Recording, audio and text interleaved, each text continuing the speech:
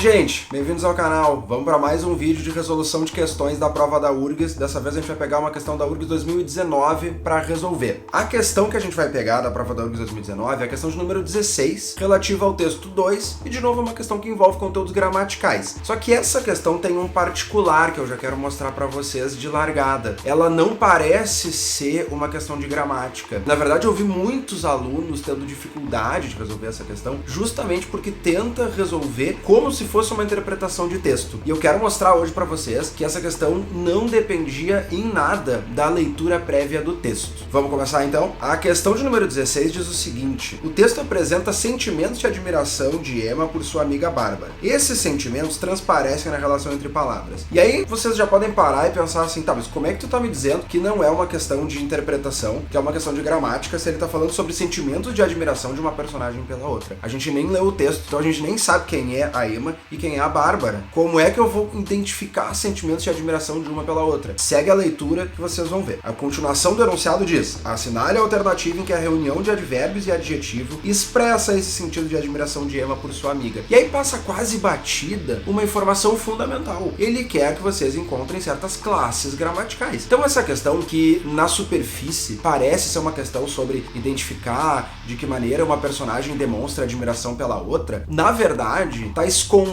a verdadeira questão, o verdadeiro conteúdo. O que a gente vai combinar agora? Vamos fazer essa combinação, que ela é muito importante para todas as provas que vocês forem encontrar. Se a prova falar em alguma classe gramatical específica, comecem por aí. Então nota que o enunciado pede para que nós assinalemos a alternativa em que a reunião de advérbios e adjetivo expressa esse sentido de admiração de Emma por sua amiga. Eu posso ter várias formas diferentes de expressar a minha admiração por uma pessoa. Tem várias frases diferentes que podem expressar como eu admiro um amigo meu, uma amiga minha. Mas advérbio e adjetivo é um troço bem específico. Eu acho mais fácil a gente começar eliminando as alternativas que não apresentam reunião entre advérbios e adjetivo. Fica só com aquelas que tenham advérbio e adjetivo, e aí tu compara entre essas. Tu já vai ter eliminado algumas e talvez já vai até ter chegado à resposta. Vamos ver então o seguinte, para saber resolver bem essa questão, eu tenho que lembrar de duas classes gramaticais, advérbio e adjetivo, e eu vou acrescentar mais uma, que vai ser a classe inimiga, digamos, nessa questão. Qual é a classe inimiga? O substantivo. Essas três são as chamadas classes nominais da língua portuguesa. Até guarda essa informação, que ela vai ser muito importante para análise sintática. Toda vez que na análise sintática se falar em complemento nominal e adjunto adnominal, o que é esse nome? Complemento nominal completa um nome, adjunto adnominal acompanha um nome. O que é um nome? Um nome são essas três classes gramaticais. Então toda vez que na análise sintática falar-se em nome, estamos falando em um substantivo, em um adjetivo ou ainda em um advérbio. Como é que a gente reconhece essas três classes? Eu sei que tem muita informação sobre elas. Eu sei que às vezes a gente fica preocupado com os vários tipos de substantivo que a gente tem. Substantivo simples, composto, comum, próprio, concreto, abstrato, primitivo, derivado. Tu não precisa disso tudo para uma questão tradicional, digamos assim, dentro da prova da URGS principalmente, de classe gramatical. O que vocês realmente precisam fazer é olhar para uma frase e dizer: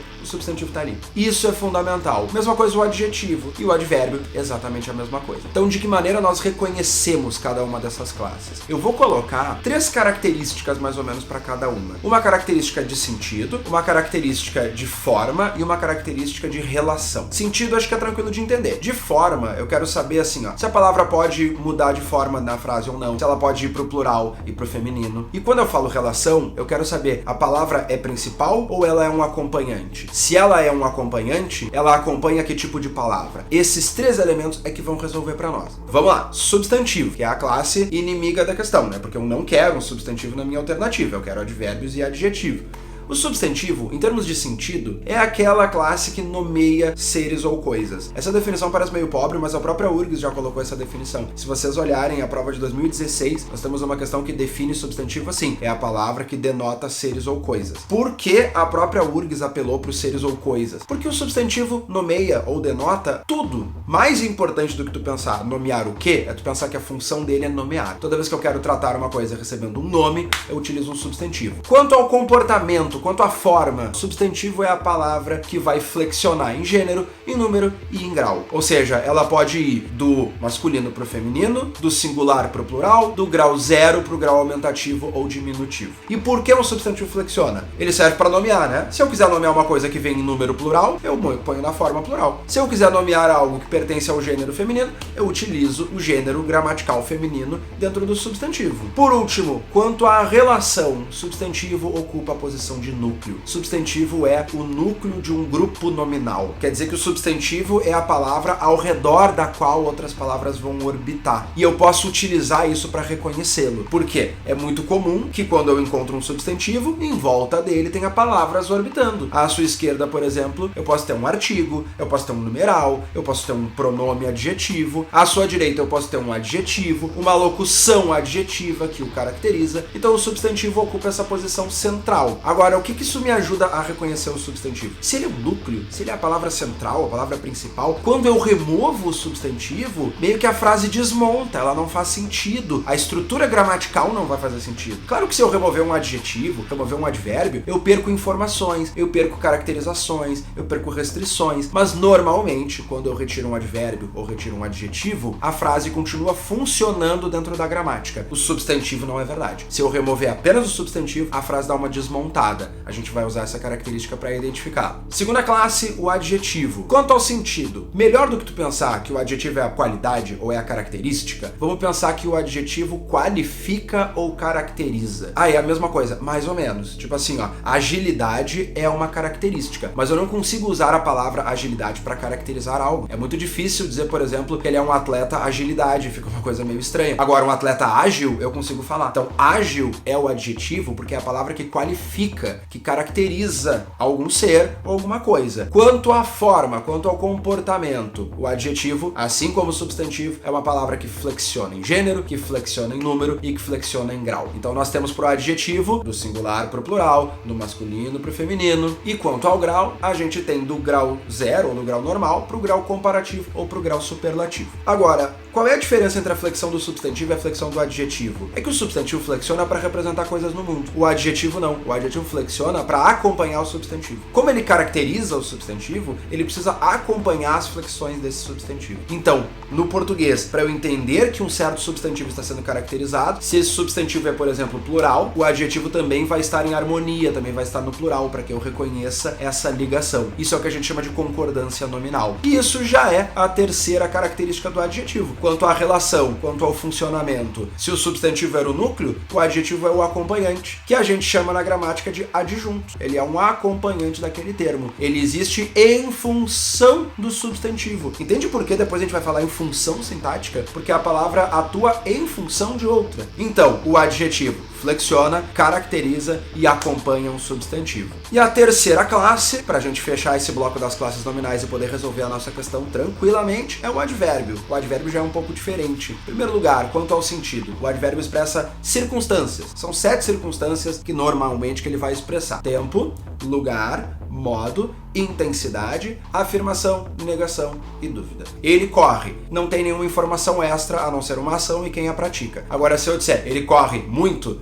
eu estou intensificando essa ação, eu trouxe uma circunstância. Se eu disser ele corre cedo, cedo marca uma circunstância cronológica, uma circunstância temporal. Quanto à forma, o advérbio é uma palavra invariável, quer dizer que o advérbio não vai para o plural, o advérbio não tem marca de feminino, o advérbio não tem variação de grau. E quanto à relação, o advérbio conecta-se a 3 classes gramaticais. A principal é verbo. E aí se eu pensar aqui, aquele ad do começo significa acompanhando ou na companhia, faz muito sentido que o advérbio acompanhe verbo, porque literalmente é advérbio, na companhia do verbo. Esse é o sentido literal. Mas ele pode acompanhar mais 2 classes gramaticais também. Ele também acompanha um adjetivo ou ele acompanha um outro advérbio. Detalhe importante, quando ele está ligado a advérbio ou quando ele está ligado a um adjetivo, ele tem uma circunstância específica, que é intensidade. Ligado Ligado a verbo, 7 circunstâncias. Ligado a adjetivo ou outro advérbio, apenas a circunstância de intensidade. Agora a gente pode ir para as alternativas. Lembrando que antes de pensar em sentimento de admiração de uma personagem por outra, a gente vai pensar nas classes. A primeira expressão que está aparecendo para nós é a expressão amiga experiente. E aí a gente pode voltar para o contexto, né, para identificar. A gente pode ampliar um pouco a frase para ver o contexto todo. A frase completa me diz o seguinte: era bom ter uma amiga experiente. Eu não preciso da estrutura toda, porque não é análise sintática. Eu só preciso do que está em volta da palavra amiga. Ó, eu tenho assim: era bom ter uma amiga experiente. É exatamente a estrutura do grupo nominal ou do sintagma nominal. É a estrutura em volta de um nome. Qual é o sintagma que eu tenho aqui? Uma amiga experiente. Gente, dentro dessas 3 palavras, qual é a mais importante? Não é amiga? Ela não está sendo acompanhada pela palavra uma e pela palavra experiente? Qual é a classe gramatical de amiga? Substantivo. E a palavra experiente está caracterizando a amiga. É um adjetivo. Então, na alternativa A, ele está me apresentando a reunião de um substantivo com um adjetivo. Não é o que o enunciado pediu. Essa alternativa já está fora. Alternativa B, ele me dá as palavras muito mais sábia. A gente vai para o contexto de novo, na linha 18, e o contexto é uma frase nominal, quer dizer, uma frase sem verbo, que aparece assim: Bárbara, vírgula, muito mais sábia. A palavra sábia, que é a última que apareceu na alternativa, não está apresentando para nós uma caracterização de Bárbara, não é Bárbara sábia. A palavra sábia é um adjetivo, primeira classe que a gente quer encontrar. O que a palavra muito e a palavra mais estão fazendo? Estão intensificando. Ela não é apenas sábia, ela é mais sábia. Então a palavra mais intensifica o adjetivo. Qual é a classe gramatical que intensifica adjetivos? O advérbio. Estamos bem perto do que a questão está pedindo. E o que a palavra muito está fazendo? Ela está intensificando a expressão mais sábia. Ela não é apenas sábia, ela é mais sábia. Ela não é apenas mais sábia, ela é muito mais sábia. Então eu tenho um advérbio que intensifica um advérbio, que por sua vez intensifica um adjetivo. Essa alternativa, até agora, é a melhor. Ela apresentou 2 advérbios e um adjetivo. É exatamente o que o enunciado solicitou. Alternativa C, valorizava o perfil privilegiado. Essa daqui nem precisa voltar para o texto, porque eu já consigo identificar na palavra valorizava um verbo flexionado. É muito importante que vocês saibam as flexões de verbo para poder resolver esse tipo de questão. Então, se eu olhar valorizava, eu tenho que saber que aquilo ali é o verbo valorizar conjugado no pretérito imperfeito, que normalmente termina com a sílaba vá ou com a sequenciazinha ia, dependendo da conjugação do verbo. Então, se já tem verbo, já não está com as classes gramaticais solicitadas, mas eu posso continuar lendo ali. Então, assim, valorizava o é artigo, nada a ver com o que eles estão pedindo. Perfil é a palavra que está sendo acompanhada por um artigo, é um substantivo, e depois privilegiado é um adjetivo. Então, olha que mistureba que ficou a alternativa C, né? Eu tenho verbo, artigo, substantivo e adjetivo. Várias classes que o enunciado não pediu e uma classe pedida pelo enunciado não está presente aqui. A alternativa C, assim como a A, já foi eliminada. Alternativa D, cabelos soltos. Vamos para o contexto, linha 31, diz assim, ó: admirou-a, os cabelos soltos, caídos no rosto, escondiam os olhos cinzos, e aí seguia ali a frase. Os cabelos soltos, temos a estrutura necessária com essas 3 palavras. Quem é a palavra central, quem é o núcleo? Cabelos. Cabelos está sendo acompanhado por um artigo definido e está sendo caracterizado pelo adjetivo soltos. Portanto, a alternativa D, assim como a alternativa A, nos trouxe um substantivo e um adjetivo. Nada de advérbios, não pode ser a nossa resposta também. E a última alternativa, novamente, tinha razão na linha 40. Se vocês olharem na alternativa, verão que eles destacaram palavras que não estão na sequência, tá? Aquela barrinha com reticências indica que entre a palavra novamente e a palavra tinha, existe algum outro termo. Qual é o outro termo? Que eles não querem que vocês analisem porque não entra na questão, né? Não entra na alternativa. A amiga. Então a frase completa é: novamente, a amiga tinha razão. Vamos ver as classes gramaticais desta frase. Novamente. Novamente é um advérbio. Várias palavras que terminam em mente são advérbios, é um formato comum. Novamente, ela tinha razão, é um advérbio que traz uma marca de tempo. Então temos um advérbio. E aí, apareceu uma das classes necessárias, né? Legal, apareceu uma delas. A amiga. Eu vou mostrar qual é a classe gramatical, mas lembrem que não entra na questão. A amiga, o A é um artigo, amiga é um substantivo. Tinha é o verbo conjugado no pretérito imperfeito, é o verbo ter. Então até agora eu tive um advérbio, eu tive um verbo, é o verbo ter, e a última palavra ali, razão. Razão é um substantivo, porque eu estou nomeando algo e porque ocupa uma posição nuclear. Então, alternativa E, advérbio, verbo, substantivo. Não apresentou as classes gramaticais solicitadas no enunciado. E aí, perceberam o que aconteceu? Eu não precisei ler o contexto todo, não precisei ler o texto inteiro e interpretá-lo para descobrir que a única resposta possível é a alternativa B, a única que nos trouxe a reunião de advérbios, 2, e adjetivo, apenas 1. Portanto, nossa resposta, alternativa B.